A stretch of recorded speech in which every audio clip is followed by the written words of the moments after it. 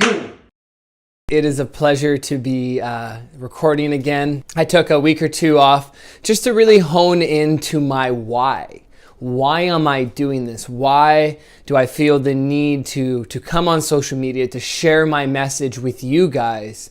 And some of you guys can make comments about the gongs or the art beside me or the tattoos, the nose ring, and may think that I was born into this, or I've always wanted to do this, or that I have these things or look this way because I want to be seen in that way through social media. And the truth behind all of this is that I am using social media and technology as a vessel for the information that comes through me. And I want to keep it as authentic and as real as I can with everyone that I come in contact with, because I believe that we all have the ability to tap into this universal knowledge, this presence, this consciousness, say you.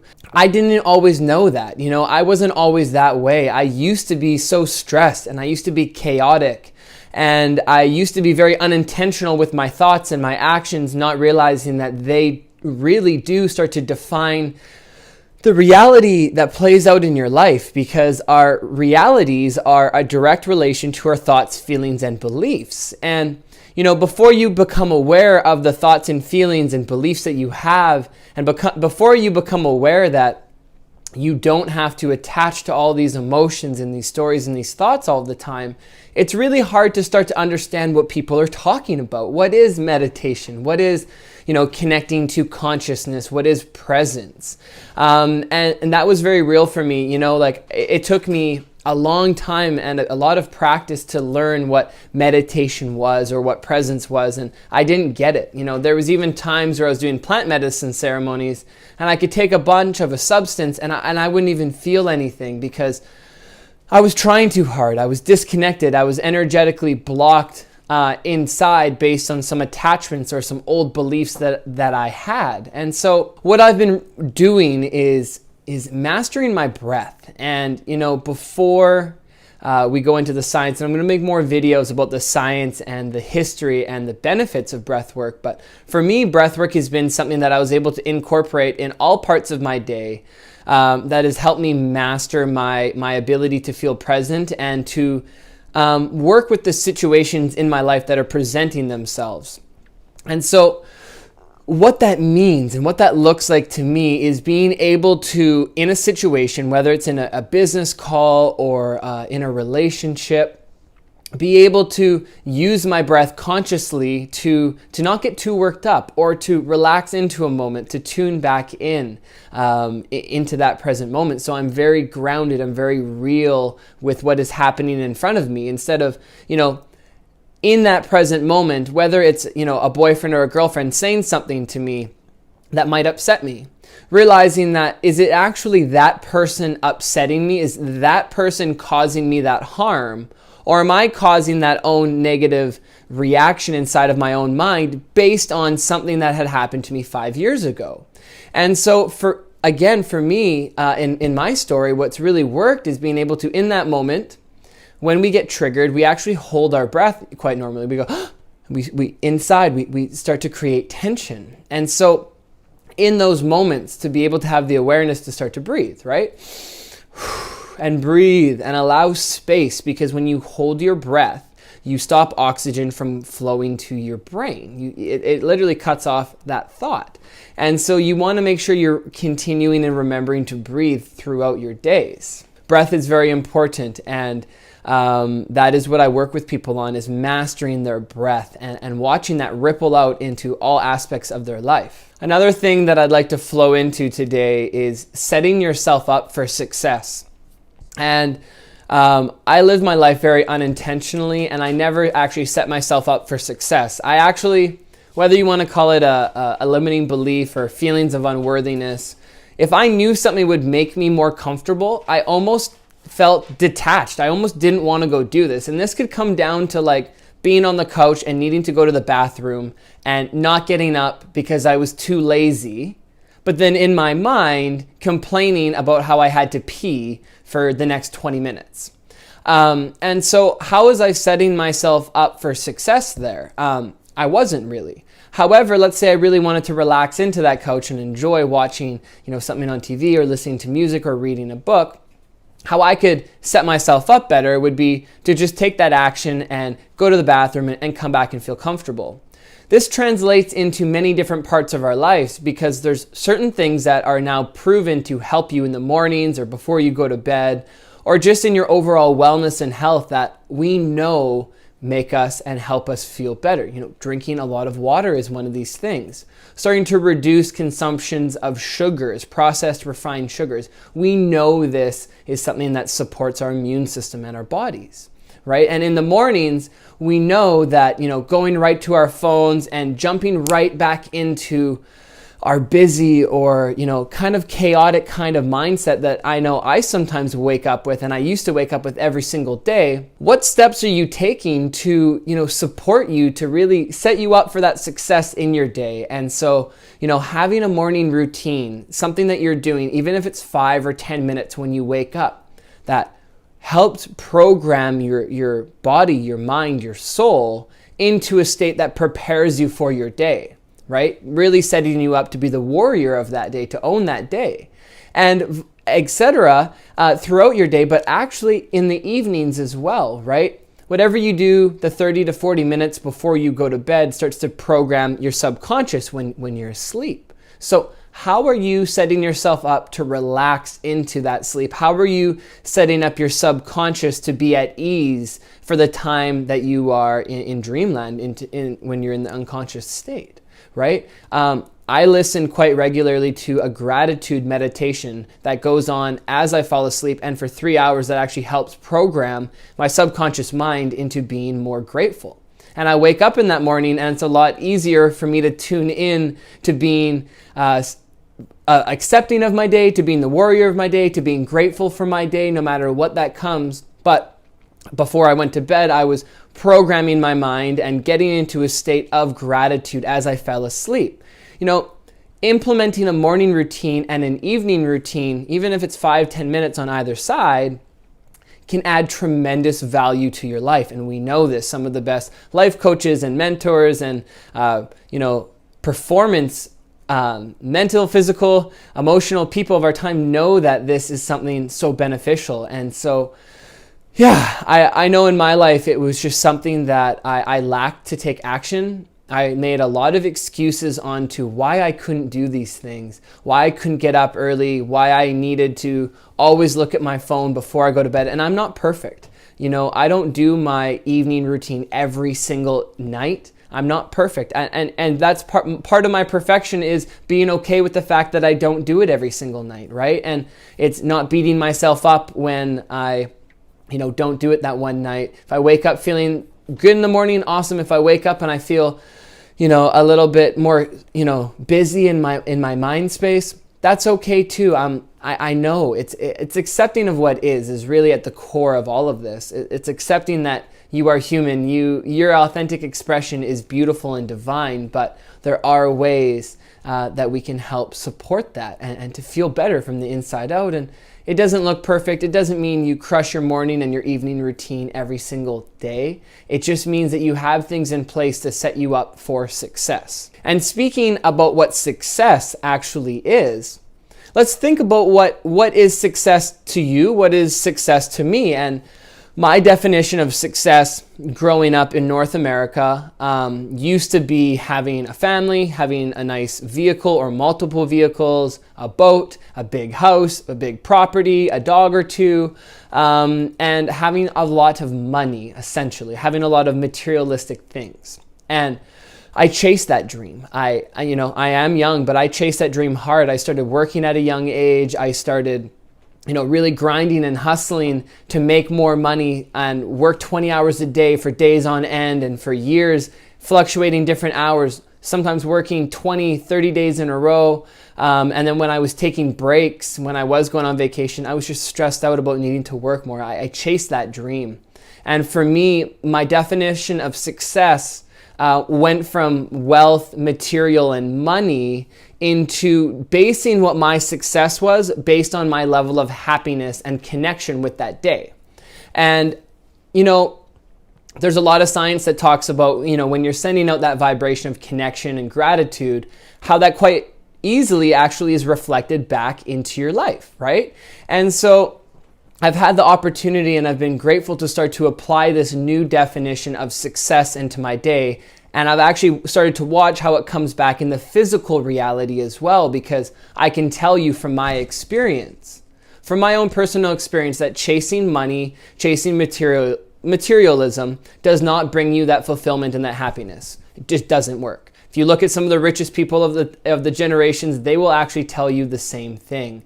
And so what that means is that our success, especially in my story, is based off of what and how I feel in that day, in those moments. Because if you're not enjoying your time, if you're not happy and grateful to be where you are in that moment, what is living? What is that purpose? Are we living someone else's dream? Or are you working 10 hours a day to fill someone else's dream, to fill their vision instead of your own, just for money, right? Just for money or credibility or identity. Instead of realizing that your definition of wealth, success, and fulfillment could be and might well be very different than someone else, right? Because for me, my definition of success and wealth is being able to have the freedom to do what I would like to do in any moment and feel good and grateful to do so. And, sometimes that leads me to working 16 hours a day, and I have to remind myself that I'm grateful to have that experience. I'm grateful to be working on these incredible projects around the world. I'm grateful to be able to make these videos. But, there are parts of me that, wish I could just sit on my meditation cushion or hang out with my girlfriend all day or just stay on the phone with my family all day. And I do those things.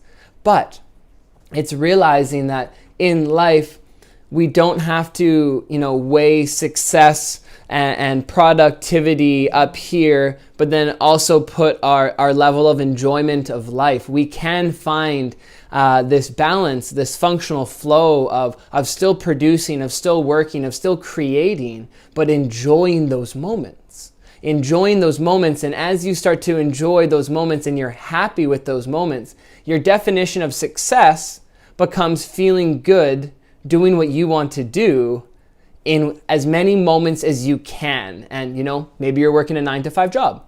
That's okay. What are you doing in those moments on the way to work or in the morning? Or what are you doing in those moments after work? Are you limiting yourself and saying that it's going to tire you out to work on your passion? Are you limiting yourself and instead of reading a book that you wanted to read or a book that you've been referred to, you go on Netflix and you watch that? How is that setting you up for your version of success? How is that setting you up to define your level of fulfillment in life instead of maybe someone else's, right? Getting into the heart of what makes you feel good and defining what success and fulfillment mean to you. The other thing that I wanted to flow into right now is our ability in relationships, especially currently, to be connecting and to be communicating with our partners. If you're in a relationship currently and you're still in COVID-19 and you're inside in your quarantine or whatever it may be, whether you're speaking to them more on the phone and you're less physically connected, or whether you're with your partner and you're actually more physically connected, I want to encourage you guys, as I've had the beautiful ability to do, is to sit and open, authentic communication between your partner. What is making you feel good about that person? What is making you feel not good? And if there's something that is upsetting to one of you, how are you guys working through this? How are you communicating? And this could be in a relationship with a romantic partner or maybe your family right now. We have an ability to, we can't really run away to things right now. We can't just get upset with our brother or sister or boyfriend, girlfriend, mom or dad and go to the gym or go to the bar or go anywhere, really. We have to sit with it. And so what I'm encouraging from in this video right now is something that I had to learn how to do is, one, to listen to what that person is saying and to not react based on what you think they are saying, right? Truly tune into why they are saying what they're saying will give you a lot more understanding and clarity of why they are saying it, why they are, upset. Like, for example, in my life, I'm doing a lot of work on my phone and on my computer, and sometimes my girlfriend will say, "Hey babe, can you look at this?" And I hear her, but I'm distracted and I don't. I keep looking at my phone. And then, 5 minutes later, I put my phone down and she doesn't want to show me what she wants to show me anymore. And I go, well, I don't understand. Like, I was busy. But she's able to communicate to me that, hey, like, when you want to show me something, I'm so ready to support you. And sometimes when I want to show you something, you just kind of brush it off like it's not as important.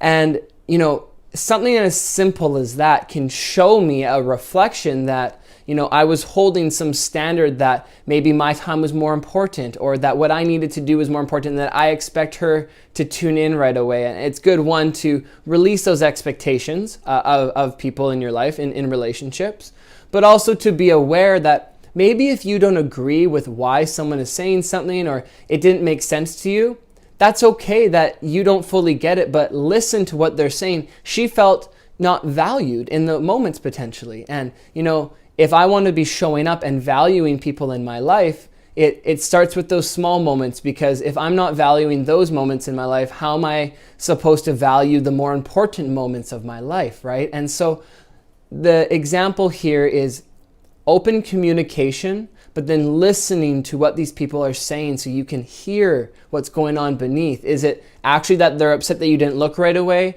Or is there an underlying thing that may have been going on over a couple of days that I haven't been valuing, or you haven't been valuing that person's time in other situations? And be able to have open dialogue, be able to have authentic communication between you two, or between a group of you, where you're understanding and you're tuning in and listening to what each other is saying, and then responding from the heart that is not based in triggers, realizing that we are all entitled to our own perspective. We are allowed to disagree, and we are allowed to still feel worthy of our opinion and our perspective, even if someone disagrees with us. And flowing into the next segment of this, tuning in, hello.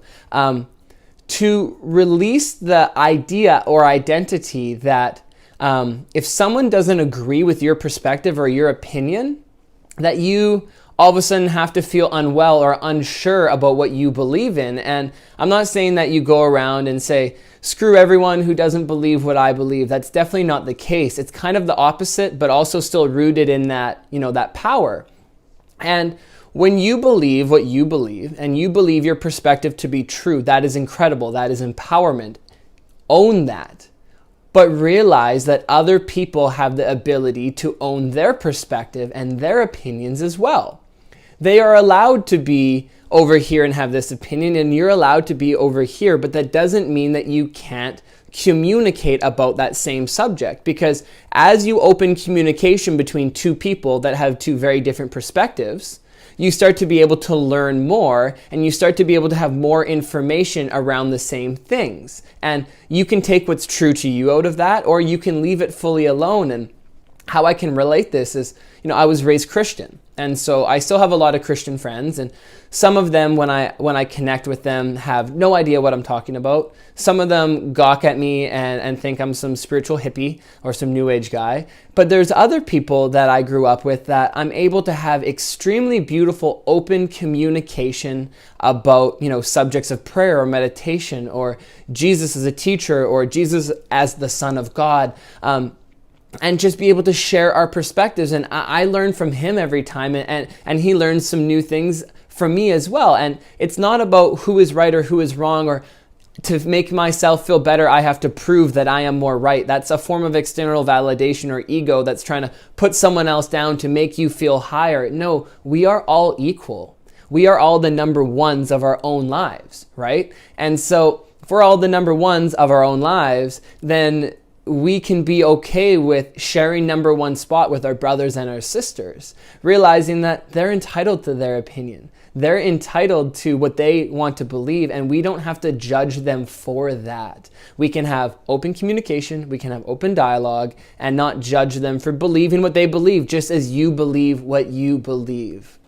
Maybe look inside and realize, why are you trying to convince so many other people what you believe? Because if you fully believed it, 100%, you would stop convincing people of what you believed, and you would just radiate that knowingness, that commitment to your belief, to your principles, to your values, instead of trying to push them on everyone else. You are enough. Your belief is enough, and you don't have to let others' opinions or perspectives take away your power.